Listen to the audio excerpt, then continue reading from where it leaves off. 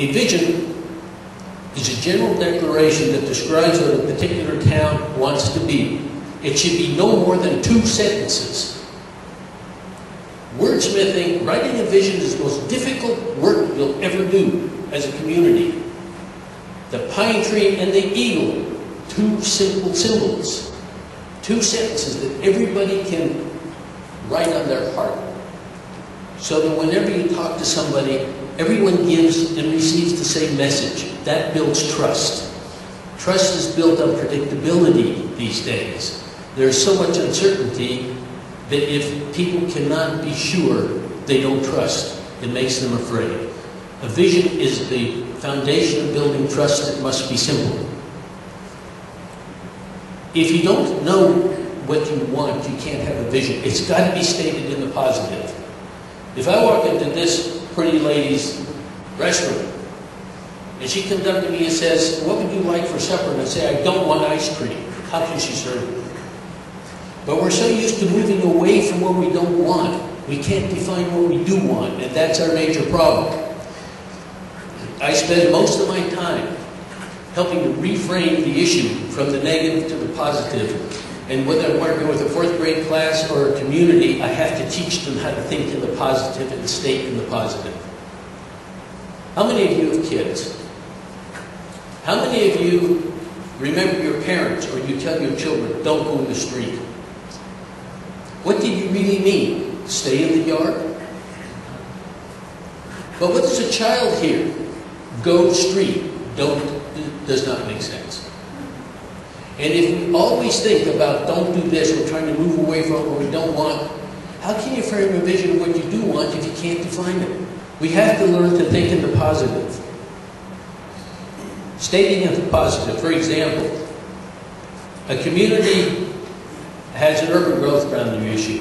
On the one hand, you can say we don't want our growth boundary to look like our neighbors, or on the other hand, you can say we want our growth boundary to remain within a certain distance. Now, which one would tell you which you want? Which one can you build a vision around? We don't want it to look like our neighbors, or we want it to stay within half a mile where it is today. That's the difference between stating it in the negative and stating it in the positive. In contrast to a vision, a goal is a general statement of intent that remains until it is achieved, the need for it disappears, or the direction changes. But a goal further defines the 2-sentence vision. You can have 15 goals. Each one of them will be in relationship to a clarification of the vision. Well, an example of a goal would be if I were to say, my goal is to see Timbuktu, which is a town in Africa. Now, an objective, on the other hand, is a specific statement of intended accomplishment, and we tend to get them all mixed up. It has to be attainable, it has a reference to time, is observable, measurable, and has an associated cost. Neither the vision nor the goals have any of those components. In the following are the additional attributes of an objective. It starts as a verb, an action verb. I will, we will. It specifies a single outcome or result to be accomplished. It specifies a date by which accomplishment is to be completed. It is framed in positive terms. It is as specific and quantifiable as possible and thus lends itself to evaluation. It specifies only the what, where, and the when, and avoids mentioning the why and the how. The why is the vision.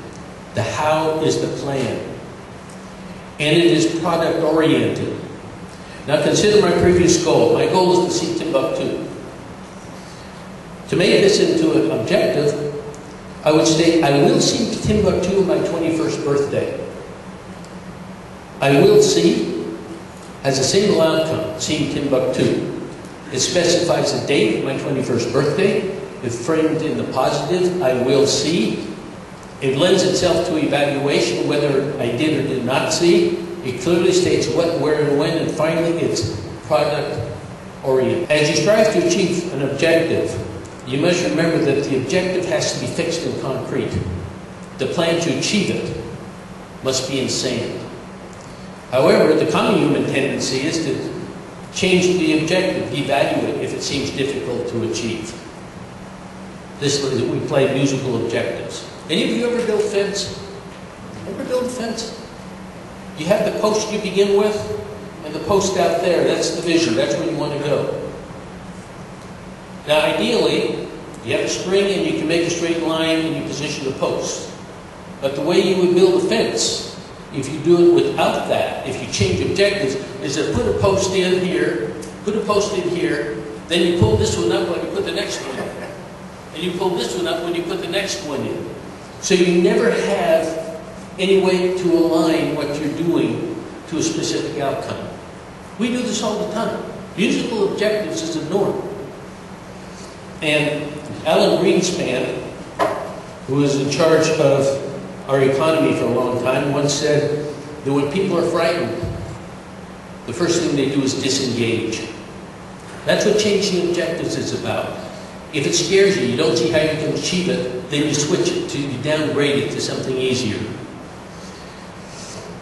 It's much easier to devalue an objective than to stick with it. It's important to understand what is meant by vision, goal, and objective, because collectively they tell us where we're going, what the possibility of getting there is, and what the value is. Too often, however, we sleeve shop. That means you go through the store and you decide what jacket you like by the price tag on the sleeve. We do that with objectives. We do that with goals. We look at the cost and say, oh, that's going to take too much time, it's going to cost too much money, therefore. But we're willing to spend a hell of a lot of time and money on an obscene war in Iraq, we in the U.S. But we don't have the time or money to take care of our own people with a vision, goals, and objectives. They're stealing money from research, medical research, child care, education to feed the war in Iraq. They have devalued what the people wanted, what was in their heart. That's too often. It's done in smaller steps, but it's too often the way we go. Second, you must make a commitment to pay the price, whatever it is. Third, you must determine what the price is to achieve the outcome. First you commit to pay it, then you determine what it is. If you do it the other way around, you're sleeve shopping. Fourth, you must figure out how to fulfill your commitment, how to pay the price. And this is the part we forget, and governments almost never follow through. You have to make a commitment to keep your commitment. Most people make a commitment and it's not kept because they're not committed to keeping it in the first place. It's called a campaign promise. Keep your commitment is important, and the last thing you need to do is act on it. I've seen many of those things shelved until the next generation of politician or the next generation of humans comes along, the buck is passed. One of the ways I used to get money in the Bureau of Land Management to do the research I knew needed to be done was to tell the director, I can postpone you having to make this difficult decision for 3 or 4 years if you'll give me this much money to get some answers. You know, I was never turned down. I never wrote a plan. I never went through the agony of a grant proposal. I just told them I could delay it having to make a difficult decision for 2 or 3 years. They were all too eager to give me the money. Then we have to make the abstractions into concrete examples. And this is very important because very few people can take the principles functioning in one system and transfer them to another. Because we are so specialized in our societies today that while we are generalists and very adaptable, we've made institutions that are specialists and highly adapted but no longer adaptable. So we deal well with differences and we deal very poorly with commonalities. But a principle is a principle is a principle. It functions the same in all systems.